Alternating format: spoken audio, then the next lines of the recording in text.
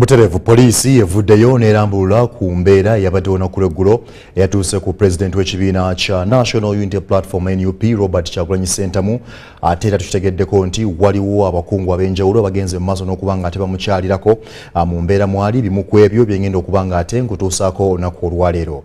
Nkwaniriza ku UBC TV amawulire UBC Leero ennaku z'omwezi tubala 4 omwezi tuli mu Gwamwenda omwaka 2024 ze Jethro Kasaigi. Elizabeth Nakakoni naye waali nnyo ku lw'abannaffe abakozesa olulimi olw'obubonero. UBC Leero etandise bweti.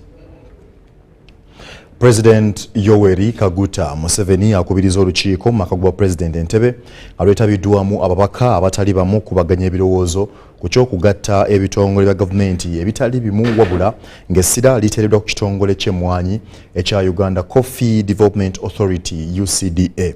Mu nsisinkano eno Museveni alambuludde obukulu bw'okugatta ebitongole bimu kyagamba nti kyakukendeeza ne ku nsaasanya y'ensimbi mu bitongole ebirala ebikola emirimu egyefaanaanyiriza. Bino byonna bijjidde mu kiseera ku kukubaganya ebirowoozo okuliwo okutumbula obuweereza eri bannansi. Abakulira obukiiko obutali bumu mu Parliament okuli ak'ebyensimbi n'okuteekerateekera eggwanga nga kw'otadde n'ak'ebyobulimi President abakubiriza okwettanira enkola eya RAPEX ng'eneegenderera kukendeeza ku nsaasanya y'ensimbi z'omuwoomusolo. Museveni agamba amaanyi singa gateekebwa ku kitongole ekimu kijja kukendeeza ku miwaatwa egibaawo mu ntambuza y'emirimu.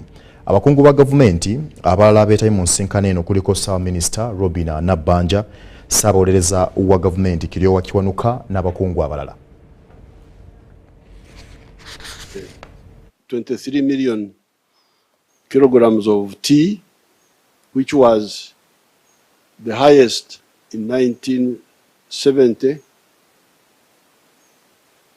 and yet it had shrunk to 3 million kilograms. By now, before the problem of the prices came in, we're at 60 million kilograms. There is some issue about quality and so on, which the people can talk about, but definitely there was expansion of the tea. So, bring back, expand. But number 3, diversify. Diversify. Must be outward, inward looking in terms of the global demands and the enterprises, and you elaborately told us how to do this.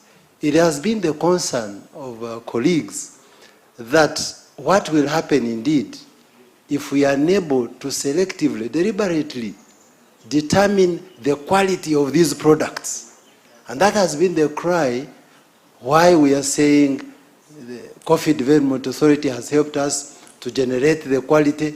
So, but you concluded it well when you said we must have maybe a certain kind of organization that can look at these selective enterprises, which we can call the Strategic Enterprise Authority of sorts, that looks at the demand globally and regionally and be able to generate these according to standards.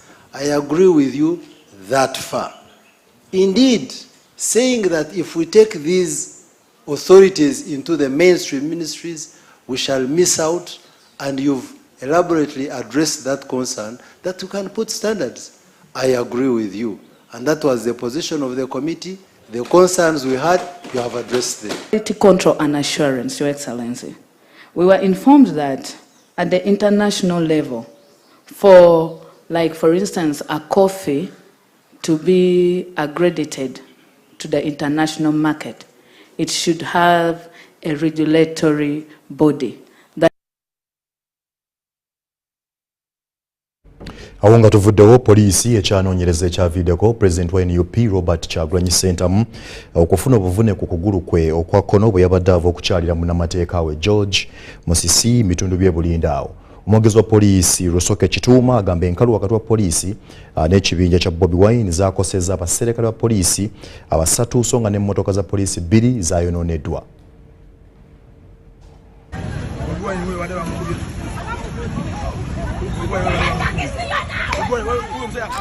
Nejjebuli eno poliisi tennazuula kyaviiriddeko Pulezidenti wa NUP Robert Kyagulanyi Ssentamu okufuna obuvune mu kugulu kwe okwa kkono bwe yabadde ava okukyalirako munnamateeka George Musise Bulindo mu Wakiso.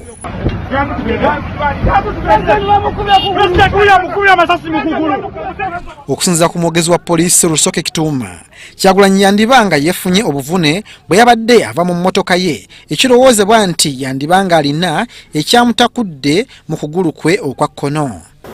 Olaba akatambi nga Bobi Wine waliwo ekika ekimwetolodde n'okugwa ng'agwa wansi nga waliwo n'omuntu akoze eki amusitudde. Naye kiba kizibu nnyo for an officer of my level okujja ogamba nti akatambi ke nalabidde mu ssimu eyo kanisita. Newankubadde poliisi yafulumizza alipoota ey'ekiseera, Nuupu na buli kati ekakasa nti Kyagulanyi yakubiddwa akakebe ka ttiya gaasi ebipapajjo byako ne bimukosa okugulu. Sijjukirangako kutunuulira kiwundu kya muntu nempa opinion. Opinion ewa ng'emaze okutunuulira ekiwundu eba ya musawo. Opinion omusawo mu poliisi atuyamba okukebera ebintu ebikwatagana neki ne injuries. Okusinziira ku poliisi, abawagizi ba Nuupu bagumbye ku luguudo ne basanyalaza entambula y'e Bulindo nga poliisi bwe yagezezzaako okubatangira entabwe kwe yavudde. Ekintu ekikwatagana n'obutagoberera mateeka, butagoberera biragiro byaffe, butakwatagana naffe mu kulaba nti tutambuza wamu ebintu ebikwatagana n'okuyita mu nguudo, okukozesa enguudo za omuli abantu n'emirimu egiba gitambuzibwa, nti kireetawo obuzibu. Omwogezi wa poliisi Kituuma Lusoke agamba nti wakati mu kugumbulula abawagizi ba Bobi Wine, 3 ku basirikale ba poliisi bakoseddwa ebyensusso, so nga n'emmotoka za poliisi 2 nazo zayonooneddwa. Tutandika okwesika n'okulwana, ebivaamu usually tebiba birungi. Osanga kati Mwami Kyagulanyi yafunye obuvune, abapoliisi 3 bafunye obuvune, emmotoka za poliisi 2 bazikubye. Now si bwe twali yagadde ebintu bitambule. Poliisi egamba nti enfunda nnyingi Nuupu ekola enkuŋŋaana ezitali mu mateeka n'okusanyalaza ebyentambula nga basaanye okweddako. 1, tuvumirira eneeyisa eno gye mulabye ku lutimbe. Ekyokubiri,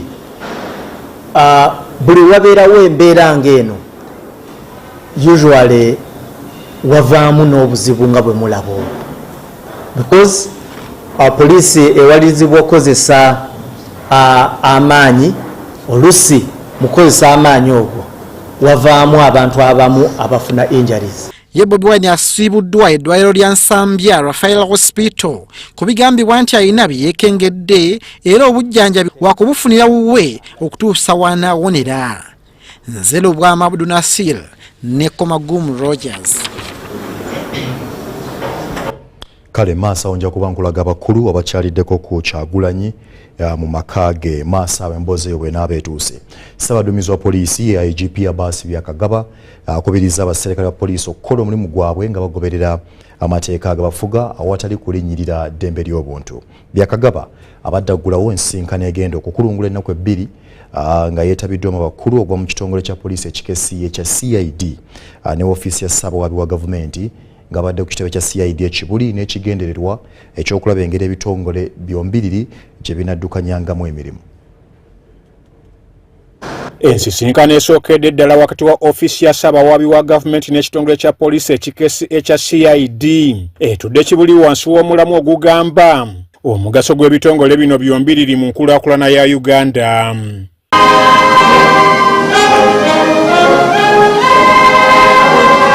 Ensisinkano etandise olwaleero egguddwawo mu butongole Ssaabaduumizi wa poliisi Abasi Byakagaba akuutidde abasirikale okukola emirimu n'obukugu nga bagoberera amateeka.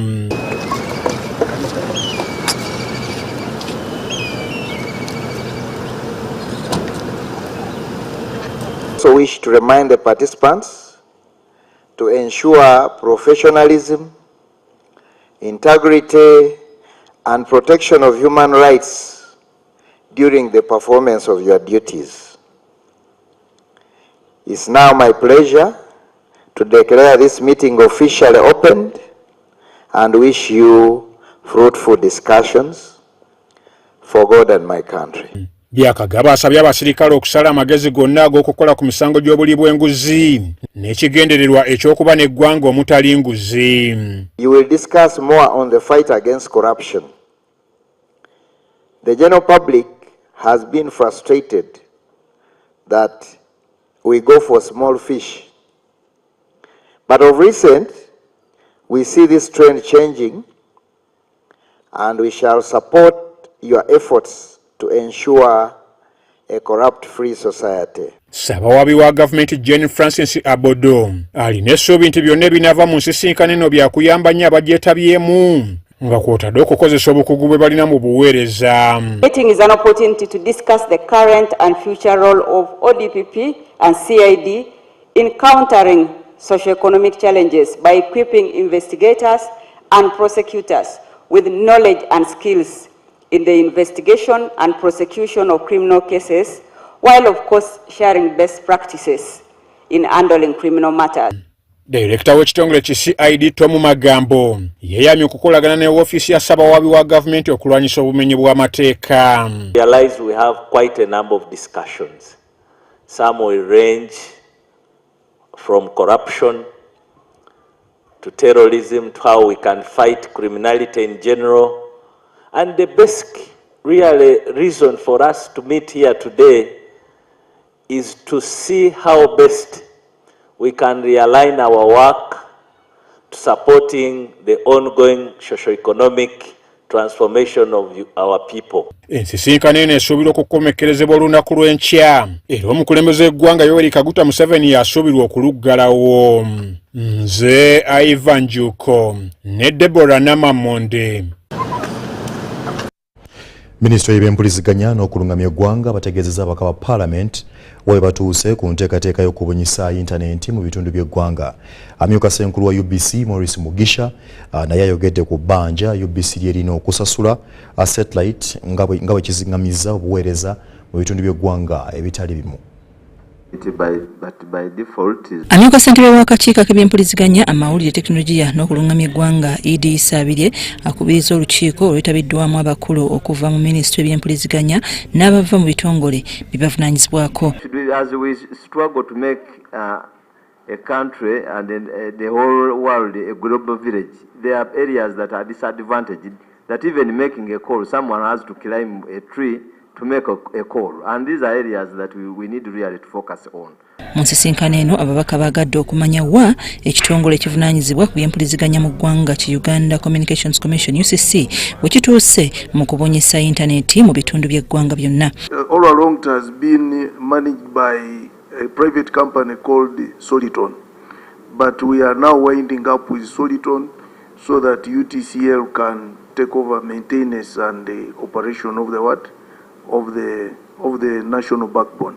Abakulu okuva mu UCC bategeezezza ng'omuwendo gw'amasomero okweyongera bwe kireeseewo omuwaatwa nga kati beetaaga okwongera ku buweereza bw'enkozesa ya tekinologiya ne intaneti. Mu mwaka gw'ebyensimbi oguwedde UCC egamba abantu 2,500 bebaaganyulwa mu kubangulwa mu nkozesa ya digito nga ku mulundi guno abavubuka 5,000 bebatunuuliddwa mu mwaka gw'ebyensimbi guno. How impactful are these trainings to the targeted population?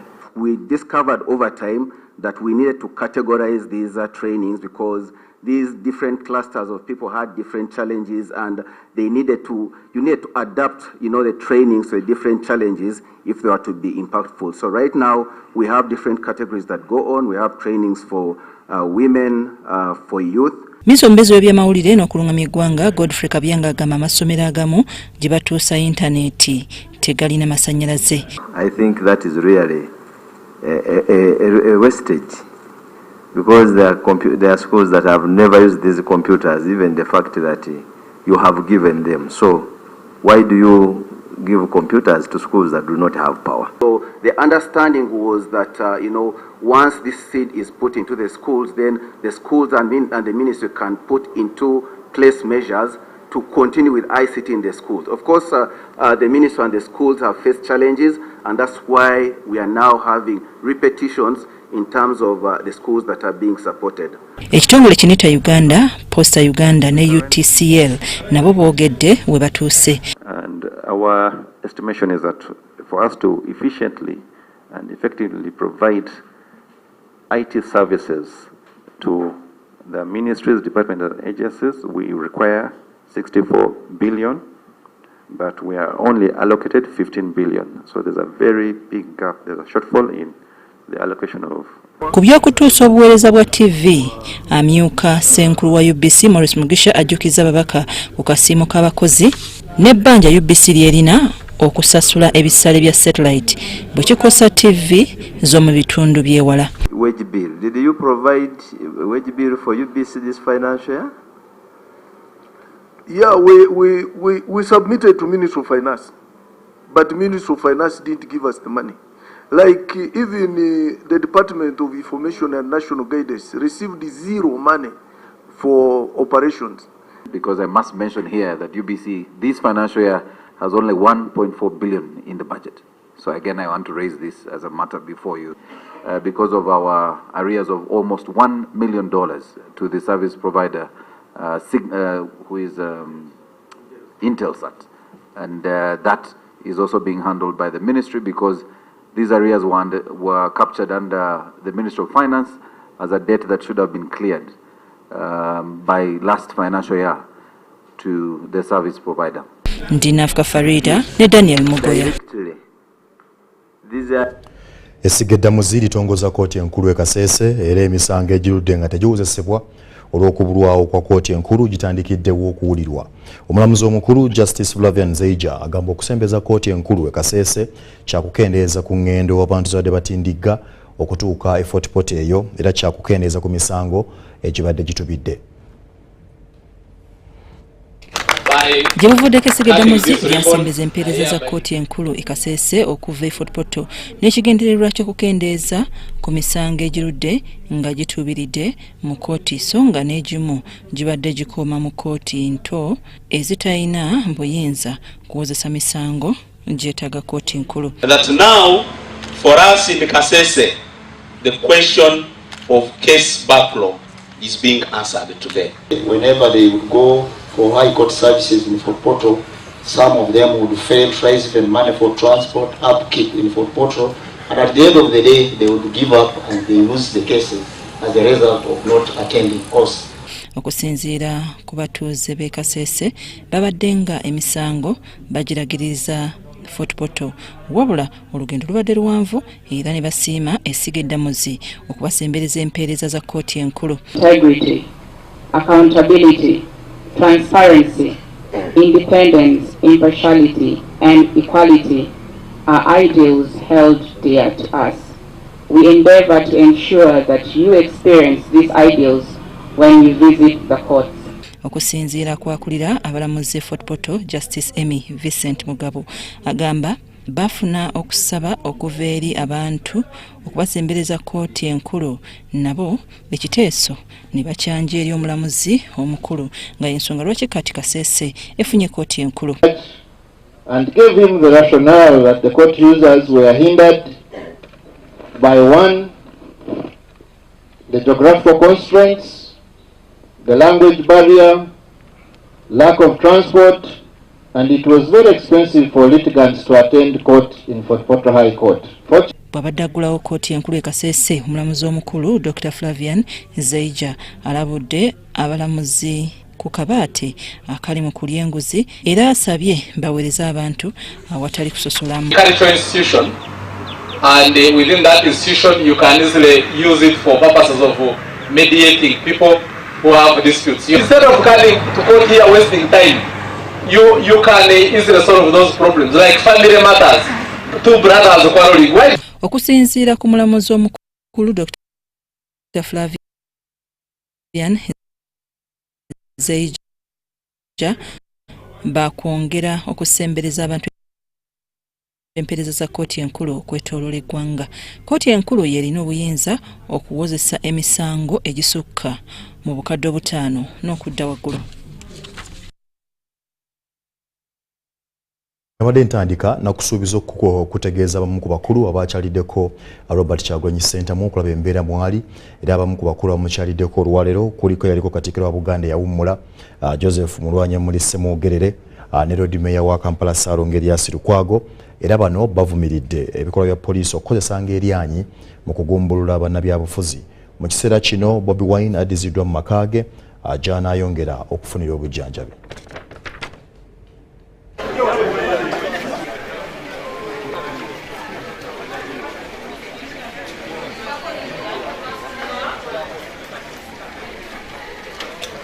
Bulijjo nti poliisi eriwo kutukuuma na kutulambika ku kiki ekyokola, naye nga bwe nalabye mu video shoot him natidde neŋŋamba kino nga kizibu nnyo era nze ndowooza nti embeera eyo tulina okusala amagezi ne bwe tuba na busungu bwa ngeri ki embeera eyo tulina okugivaamu. Lino eggwanga lyaffe ate lyaffe ffenna kasita tuba nga tukuuma amateeka. Nze ndowooza poliisi yandibadde tuyambako kukuuma amateeka na kutulambika wa bwe tutali batuufu, naye okutukuba amasasi nga tutambula ekyo kyanneewuunyisizza nnyo. Omu yalabye nti tukwatozizza omusango bwe guti kuba baali tunnyonnyodde nti badde bamukwatira guno musango oba nti yabadde akubye lukuŋŋaana oba nti kino kye yabadde ne bwe luba lukuŋŋaana ne bwe baki kyetaaga kuba bibwatuka bwe bityo biveemu okulaba okuteeka obulamu bw'abantu mu matigga ne ku bulabu bw'ekika ekyawaggulu. Ekisembayo kwe kuba nti poliisi yayogedde ebigambo eby'obuswavu enanga twali twamumanyiira obulimba bwe enanga twamumanyiira obulimba bwe, naye ate kituma yayiseewo kulwa Bobi Wine si kulwa Nuupu naye kulwa ffenna, kulwa bannayuganda ffenna, kubanga embeera gye twolekedde ekituuse ku Bobi Wine kikyasobola okutuuka ku mulala yenna mu Uganda, oba oli mukulembeze wa waggulu oba oli muntu wa bulijjo kisobola okutuukako olwokubanga tulina gavumenti ekolera mu kutya. Yalabye nti bamukubye kitiyagaasikanista ekyabwatuse, ensi yonna yakirabye, naye niweebuuza lwaki abantu bano beeswazaswaza. Twagala gavumenti etubuulire lwaki balinga buli kiseera bagezaako okutuusa obulabe ku mukulembeze waffe, kubanga bize bibeerawo. Ashraf Kasirye bwe bamukuba ekyo kitiyagaasikanista ekyali kimuse minor surgery okugyamu obupapajjo obwo bu fragments obwa tiyagaasikanista obwabadde bumuyingidde mu kigere, kubanga obwo bwabadde bweraliikiriza abasawo, ne bu fragments obwo bamulongoseza ku makya ne babugyamu. N'asaba oba basobola okumusiibula kubanga embeera wano ebadde etandise okwonoonekamuko. UBC Leero ekyagera maaso ekitongole ki National Agricultural Research Laboratories kikakasizza nga bwe kyaluza obuwuka obusirikitu okubiika amagi mu kiwuka ekikosa amapaapaali okukinafuya. Nale egamba obuyiiya buno bwakuyamba nnyo abalimi b'amapaapaali abaludde nga bakosebwa ekiwuka. Muka kinyiribag mu lwa science ekimanyiddwa nga Paracoccus magnetus kizze kisaanyawo ennimiro z'amapaapaali. Ebikolo by'amapaapaali bwe bikuwa ekiwuka kino kyengeza amakoola n'okugongoba zipaapaali songa n'olumu enkola efiira ddala olw'omulimi n'afiirizibwa. Obuzibu nga nyola gattemawo gajjawo nga waliwo ekirwadde ekyali kirumbi naye kyongisa omulungi mukadde ako Dr. Nankinga omukyala Christine ne Nankinga bajja ne bajja ku nnimiro nga basanga ennimiro yonna nga bagikavalinze ekipampa ng'agikoze ekyagimazeewo ne bagamba atoti ne baleeta aerobags ezo ne baziteekako. When it gets on the plant, it begins now it has mouse parts called the stylus, the mouse parts. It begins actually attacking the plant parts and sucking sap. And we know all plants, for them to perform very well, they need that sap. So the sap that should have facilitated the growth and production of the plant, the sap is being sucked. kati ekitongole kinaro mu jjalulizo lyakyo kiriko obuuka obusirikitu bwe kyaluza okulya n'okubiika amagi mu kiwuka ekiri amapaapaali Piparachus magnetus okusobola okukimala amaanyi n'okukimalawo.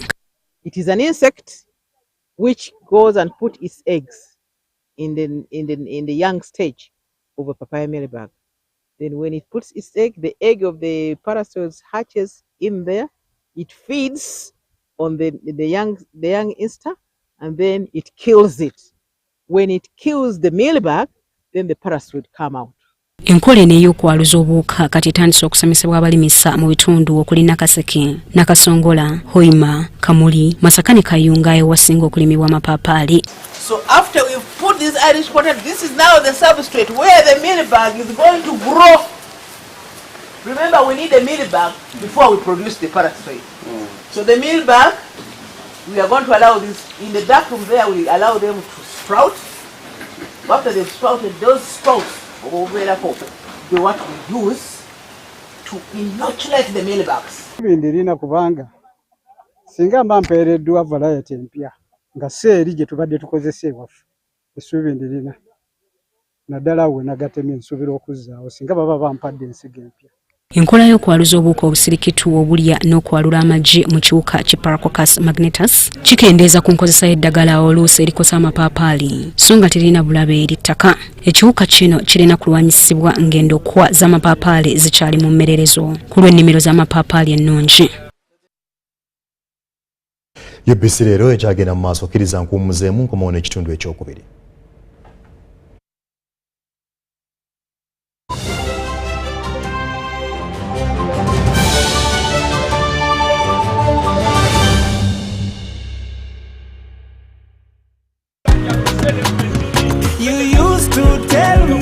I don't make you happy.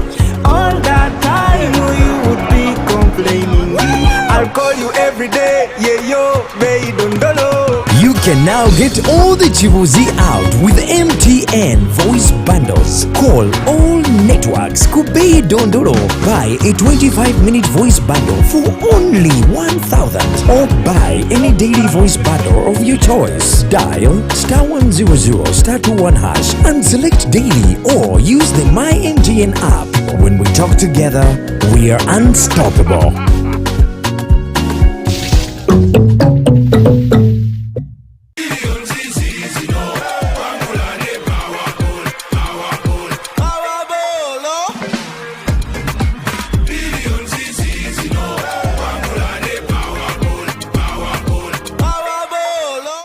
The East Africa UK Tourism and Culture Expo 2024 is here, happening on 8th and 9th of November 2024 under the theme Enhancing Tourism as Engine for Social and Economic Transformation on the sidelines of WTM London at the Rembrandt Hotel, 11th Thalo, PI South Kensington, London, SW7 2RS, United Kingdom. For tickets, exhibitors will pay £1,000 and participants will pay £300. For more information, call +256 787 096 100 or +254 795 806 969. Visit www.eauktourismexpo.com to register.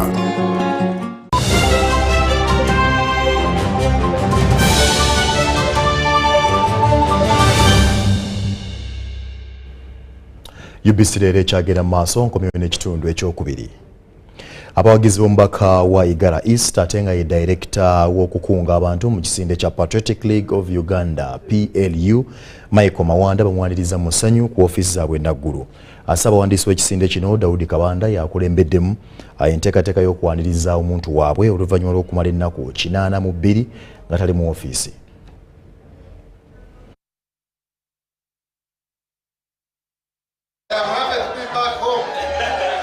Oluvannyuma lw'okukwatibwa mu mwezi ogw'omukaaga omwaka guno, omubaka wa Igara East mu Paalamenti Michael Mawanda olwaleero akomyewo mu ofiisi mu butongole. Some of us who visited the Honorable, he had hope and he always said one thing: go ahead with your work, for me I'll soon come out. Mu kibiina ki Patriotic League of Uganda ku ofiisi zaakyo ezisangibwa Naggulu, Mawanda akolanga director avunaanyizibwa ku by'okukungira ekibiina kino. All of you came and visited me, even those who didn't visit me, You are still my friends.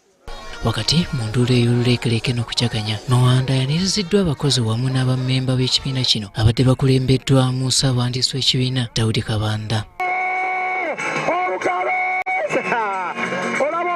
Some of those people you see that are blackmailing us, I am the one who introduced them to General Muhoozi Kainerugaba. Honorable Mawanda bamukanze ne bamuvuma ave ku General Muhoozi Kainerugaba aganye. Ne lwe bamukwata bamugamba olaba yakukwasiza.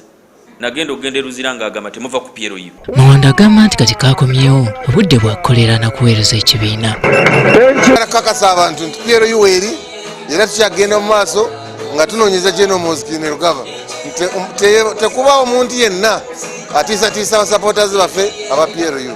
Mubuuza ki kye tuzaako tugenda yigala ewaabwe. Mawanda avunaanyizibwa misango gy'ekkussa ku kubulankanya ensimbi ezaali ez'okuliyirira abalimi, wabula ng'ate mukama we General Muhoozi Kainerugaba ng'ayita mu mikutu gimukwanira wala azaakyogera lunyenga Mawanda bw'ali mu kuyigganyizibwa bannabyabufuzi.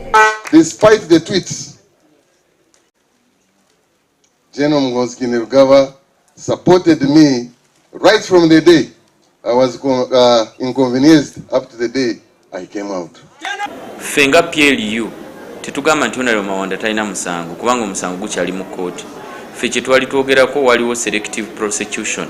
Mu kabaga kano ak'okumukulisaayo n'okumwaniriza mu ofiisi, Mike Mawanda atoneddwa ebirabo omuli ente ssaako n'ebirala. Era nazine ente bbiri. Honorable, when I came to visit you, you were in high spirits. You really gave us hope.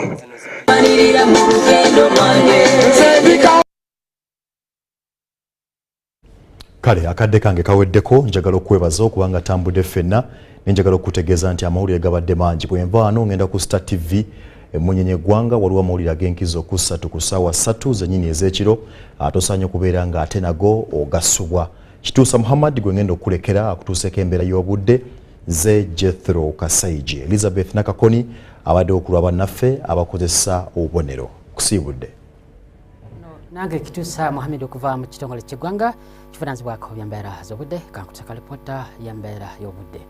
Ekifaananyi kitulaze nga omukuubo gw'enkuba gusenvudde ne gudda eri ebugwanjuba bwa ensi yattu Uganda, era ekyo kivaako n'empewo empeweevu nga zikuuta ziva ey'omugga Biraga Kongo ssaako n'ezo eziva ku nnyanja Nalubale. Era bwe tugezaako tulaba ate ku mbeera y'obudde mu biseera by'okumakya atusoborawo enkuba okutonya okusingira ddala ebitundu ebiri ku mbalama z'ennyanja Nalubale nga Ntebe nga Bukiika odda eri Masaka, so nga ate ebimu omusana gujja kuba nga gwaka.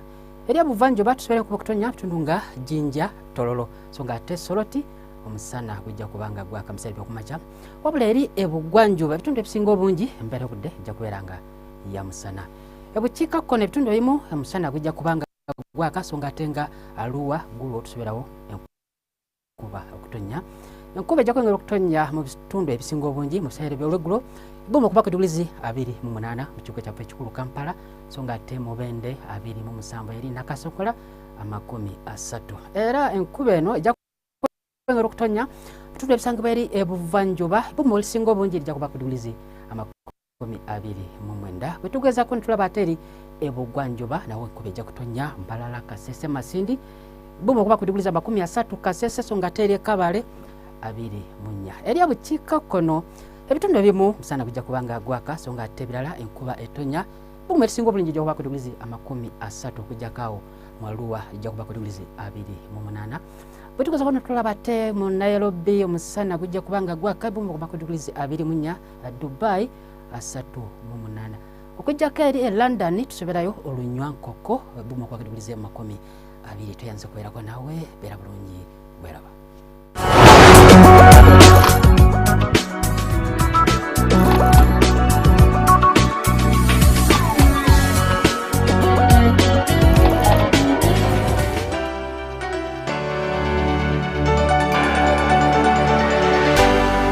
UBC, inspiring Uganda. Pick of the day on UBC. Every Wednesday, 10 p.m. on your public broadcaster.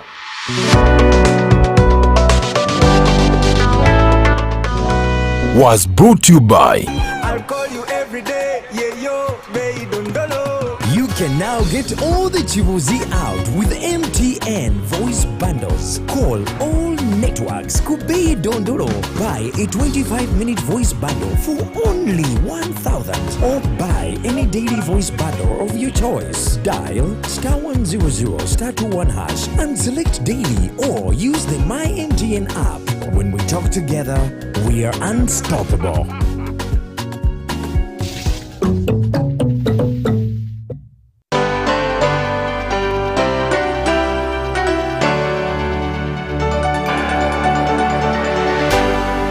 UBC, inspiring Uganda.